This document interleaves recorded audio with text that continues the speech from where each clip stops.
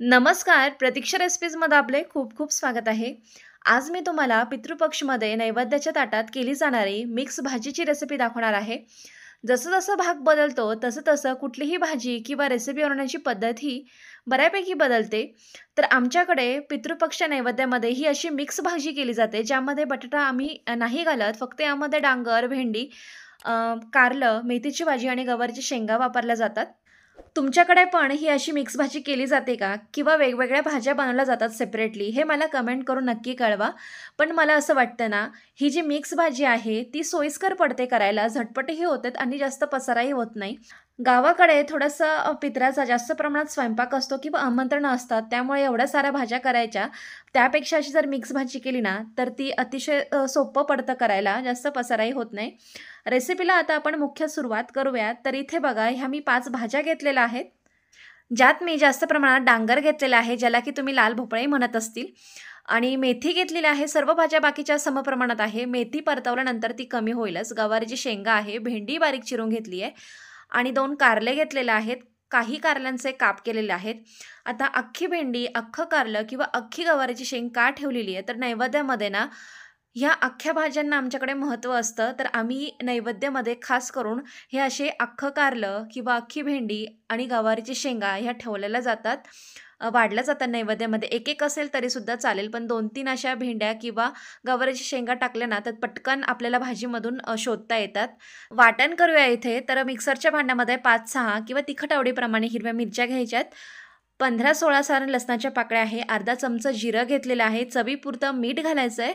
आता हे आपण वाटून घेऊयात.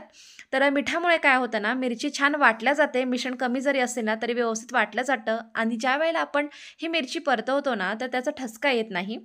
तर इथे कढईमध्ये साधारण 2 पळीभर मी तेल टाकून घेतलेलं आहे.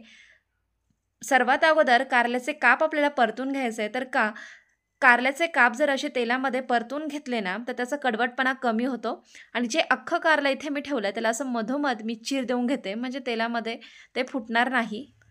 कारले आता इथे परतून झालेले आहेत. जास्त रंग बदलू दिला नाहीये. अगदी एखाद मिनिटासाठी हे मी फक्त फ्राय करून घेतलेलं आहे तेलामध्ये. शिजू दिलेलं नाहीये. आता ह्याच तेलामध्ये ना आपल्याला मोहरी आणि जिऱ्याची फोडणी घालायची आहे. दोन्ही तेलावर चांगलं फुललं गेलं, की यामध्ये आपल्याला हिरव्या मिरचीचं वाटण घालायचं आहे.